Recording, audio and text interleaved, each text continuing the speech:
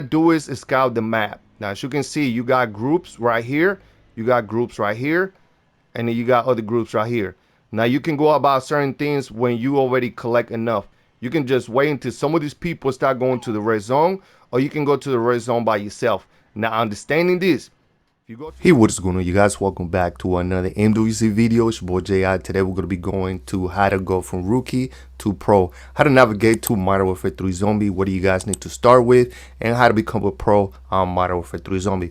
Now, by all means, I'm not a pro player or anything like that, so I'm not actually debating now or anything like that. Now, what I'm saying is like going from not knowing too much to basically just knowing a lot. So first things first, we're going to be talking about looting. So a lot of people don't understand that looting is definitely one of the best things to do in MW3 Zombie. If you guys want to buy certain things at the buy station, try to buy things that's going to help you on the high tier areas. Definitely looting is part of the game because it's going to actually help you get some of the stuff. Now, a lot of people don't understand that when you loot, you can actually get a lot of great stuff, you guys. As you can see right here, me looting on the level 1 zone, I got the ray weapon. So yes, you can actually get a lot of stuff in their level 1, level 2, or level 3 zone if you guys are just looting. Now, first things first, we're going to be talking about as you start the match, this is the first thing you guys want to do. As you guys go into the motion where like, okay, where do I start? As you start the match, you're going to start with a 1-play armor vest. You want to get to the 3-play armor vest to actually allow you to play a lot more aggressive or actually go to those high tier areas.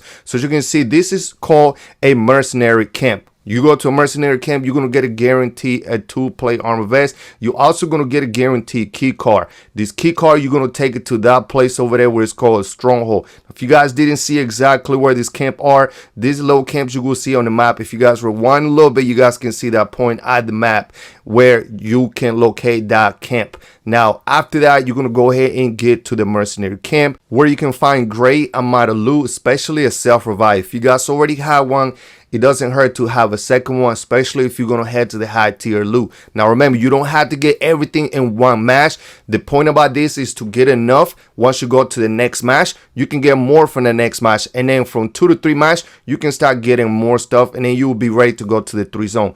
Now, remember, doing contracts, I understand doing contracts is the place to go, the thing to do, because you can get those schematics. You can get those, you know, high items, high rare items that you guys want to get, especially at the red zone. Now, this right here, as we're doing this contra on the red zone, this is just an example. This right here, do not try to do this. I know this is one of the craziest things that I've done, basically running straight into the storm just to complete this contract, because you never know if you actually can get a schematic. Now, as you can see right here, I was able to complete this contract. This is a one thing you guys do not want to do if you're in the middle of the contract. Now, as I did get a schematic and a self-revive, I could have died, lost everything. Now, I don't remember if I had a tombstone, but regardless, this is one thing that you guys don't want to do because you guys don't want to risk it. Now, another thing you guys want to look for is a large backpack before you even start worrying about doing contracts and things like that. You guys search for the backpack and things like that, because if you guys start doing some of the contracts and you don't have a large backpack, all the looting that you're getting, you're not going to be able to store it. You're not going to be able to extract any of this. So definitely look for a large backpack or at least a medium backpack. Now, as you can see right here, level 1, level 2, level 3 zone, you can always get a schematic. This is a raw Ethereum crystal. This is another schematics that we got right here. And this is another one. Now, you can always get a lot of loot from doing contracts. I'm not debating that. But one of the things you guys probably want to go ahead and try as well is the Ethernet and those infested stronghold, because they definitely got great loot as well. One of the things that they have is lockers. If you guys find one of these, you know, places with lockers, this is another place that you can actually find a backpack, especially a medium or a large backpack. Also, you can definitely get a large backpack in the red zone. Just go to a buy station and purchase one as well if you can't find one in here. But the main thing that you want to find here is schematics, and definitely those ammo turrets right there that you can put on those turrets, especially in the red zone, because it's going to allow you to fight some of the bosses a lot easy, and it's going to give you some space between you and some of the zombies. Now, as far as Pack Punch, you guys, yes, Pack Punch level 1, level 2, level 3, we can always work into that. That's one of the main things that you guys want to do. Now, as you can see right here, we got a Mega Abomination on me. I activated the turret. My weapon was only Pack Punch level 2. It was no way I was going to go ahead and destroy them. It would have took me a lot longer, probably 10, maybe 15 minutes just to defeat him. with the type of level weapon that I have. I don't even have an epic tool or legendary tool. So definitely have one of the circuit board MMRs to activate the turrets to help you eliminate some of these bosses. Now, as far as Pack a Punch weapon, if you don't have any Ethereum crystals or any of that stuff in your stash, and you guys need to go ahead and Pack a Punch all from scratch from the beginning of the match, basically you need 5,000 to Pack a Punch to level 1, 10,000 to Pack a Punch to level 2, and 15,000 to Pack a Punch to level 3. So that's a lot of money that you guys actually had to get. So that's what I'm saying. If you guys start collecting some of these items, don't use them right away. Save them to the next match. And then when you start the next match, you got a lot more time to actually get to the red zone. Now remember, it's a time limit in the match. As you can see, it's 40 minutes. So some things that we do need to understand is their Pack a Punch level. So we got Pack a Punch level 1. We got Pack a Punch level 2, which is going to be the refined Ethereum crystal. This one is going to be the raw Ethereum crystal. And then we got Pack a Punch 3, which is the flawless Ethereum crystal. Now, each crystals, you're able to get it in different locations. Now, while you're able to get this on level 2 zone and level 3, you can also get this on the dark ether. Now, this one right here, you can get it in the level 3 and also in the dark ether, but you probably would not find this on the level 1 zone. This one you can get it on all 3 levels. Now, one of the questions that a lot of people ask is, should I Pack a Punch to level 1, level 2, or level 3 if I actually have my weapon already probably with the legendary ether tool? Now, if you are using the legendary ether tool and you Pack a Punch to level 3, you're actually going to be more powerful than just running an orange weapon. Now, a lot of people say you can just go ahead and get an orange weapon and kind of handle yourself with that. Yes, that is true. Now, if you guys don't know what I mean, when you go to the 3 zone, you should be able to see an orange weapon on the wall. Orange weapon just pretty much means a legendary ether tool is already attached to it. That's pretty much it. Now, if you put a legendary ether tool on your weapon, it will become orange. But again, just with an orange, you're not going to be able to still be overpowered as opposed to just using an orange and Pack a Punch level 3.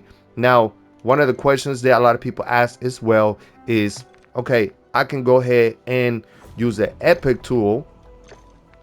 You can use the epic tool and Pack a Punch level 2, Pack a Punch level 3, and you still overpowered. So remember, you guys, you don't always have to use a legendary tool to be overpowered. As long as you got an epic ether tool and you Pack a Punch to level 2 or level 3, you should be able to handle yourself. Now, if you're trying to take bosses with an epic tool and a Pack a Punch tool, you still might actually need a little work. So you might as well use the epic tool and Pack a Punch to level 3. Now, like I say, you can always Pack a Punch in the red zone, or you can Pack a Punch in the dark ether. Also, another thing that I want to go ahead and mention is that basically a decoy grenade is definitely the way to go, and I know a lot of people know this, but this thing actually got a buff from 6 to 8 seconds. Also, my personal opinion, people use the knife for the dogs. I like to use the knife and the C4 because the C4 actually takes a whole crowd of zombie regardless of where you are. Now, the best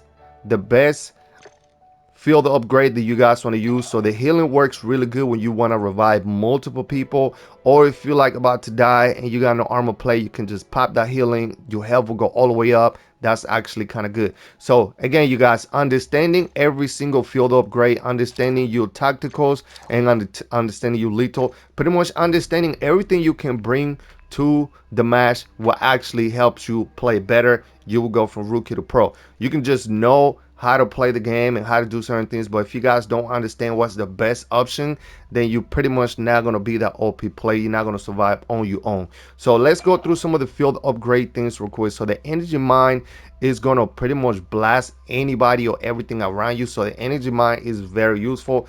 This one is the worst one. This one right here is going to get a lot of zombies. Pretty much everybody's chasing you. Do not use this one. Doesn't make any sense. The healing, like I explained, the healing definitely heals and revives all your teammates. If your teammates go down, you can just pop this one. If you can't get to it, and it will actually revive your teammate, it will revive you. It won't revive you, but it will heal you, and it will heal everybody else.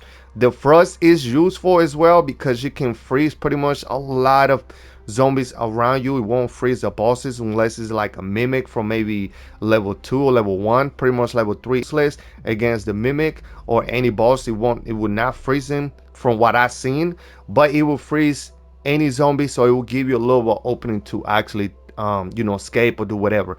Now this one right here, this one in my opinion is the best one, because this one you can actually disappear. You can like literally pop it, and then you can go on scene. They cannot see you. You can run away. You gotta, the only bad thing is that it doesn't give, it's not more than like 15-20 seconds. I believe it's probably like 10 seconds. So it's still useful because you can make a run by using this. So if you get trapped by zombies, you can pop it and try to jump over the zombies. This one right here is similar to this one, except that this one stays on you and you can pretty much eliminate all the zombies around you. This one's kind of good. So the best ones is this one, the green one, and energy mine. Now let's talk about perks. So when we talk about perks, understanding every single one of these perks, every single one of these perks are unique. And what I mean by that is a dead shot is going to give you that end on the side move and critical location, increase enemy critical hit damage. So this one, every time you shoot, you pretty much going to be kind of getting that critical hit damage. 9 out of 10 you will be hitting that critical hit damage.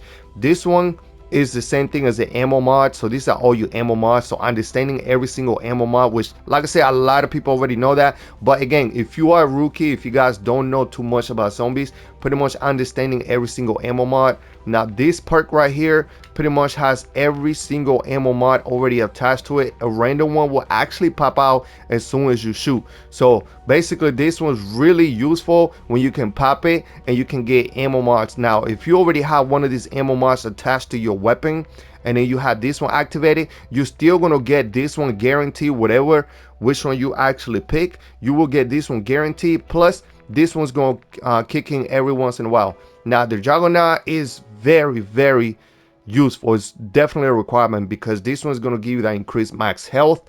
Basically you're going to stay alive a lot longer because you can take more hits, because your health goes from probably 100 I believe to 200.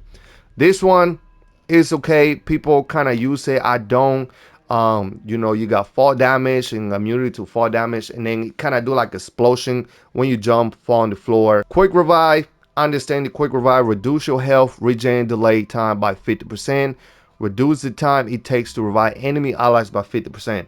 So you guys know, while you're playing with somebody, you're trying to revive somebody, this one takes a lot less time than if you didn't have this. So it's going to take a lot longer to revive somebody, but if you pop this one, if you have this one with you, you can revive them real quick, which is actually a plus. Speed Cola obviously is going to increase your reload time and replay armor a lot faster. So when you're running from zombies and you're getting hit by zombies, as long as you got Speed Cola, you're popping out armor left and right often, and then you'll be able to reload a lot faster. Stamina is going to increase your run and sprint time. And then Tombstone, which is one of the best ones right now because a lot of people doing glitches. We're not going to get into the glitch, but basically if you die, if you got this on your backpack, you're basically able to come back and pick up everything that you already lost. Their perspection.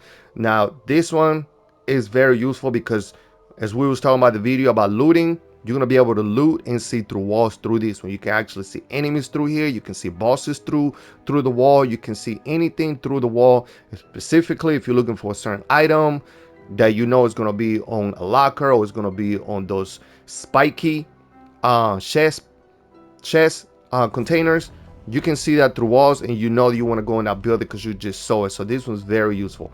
Again, the ammo mods, you got the brain rot ammo mod. With this one, is going to basically turn any zombie against the other ones. This one's going to freeze them, this one's going to electrocute them, this one's going to apply burning, and this one's going to apply explosion. The wonder weapons, we're not going to get to the wonder weapons because this has nothing to do with going from rookie to pro when it comes to that. So understanding your stash right now, as you can see, we only got 10 slots on the stash. And then your purchases right here goes. Also, you guys understanding that we do have missions. So if you guys are just trying to go into zombies and expect to just get any item, any schematics or anything like that, understanding that the way some of the looting games are, and a lot of people don't know this yet, is that if you don't complete some of these missions, if you don't complete some of the stories, me, my personal opinion, I have not found this to be a fact, but I noticed because I get more stuff now than I was getting before I completed these missions. So before I started doing these missions and I was doing contracts and I was looting, I was getting less schematics, I was getting less, you know, wonder weapons and things like that. Once you start progressing progressing to the missions, you guys. You're doing act 2, act 3, pretty much everything. You gonna be able to actually get more items. So pretty much every mission right here is gonna tell you exactly what to do, what location to do, what contract to do. Once you complete this, you're gonna be able to get some of the rewards. You're gonna get some acquisitions, and a few of these are also gonna give you some schematics. So definitely do the missions. Definitely do that. All you gotta do is click on the right. Now let's talk about some of the things that a lot of people don't talk about, which is the settings. So definitely the settings play part in Modern Warfare 3 Zombies. Whatever you use on the multiplayer and Warzone, definitely apply here because it's gonna help you also survive a lot longer.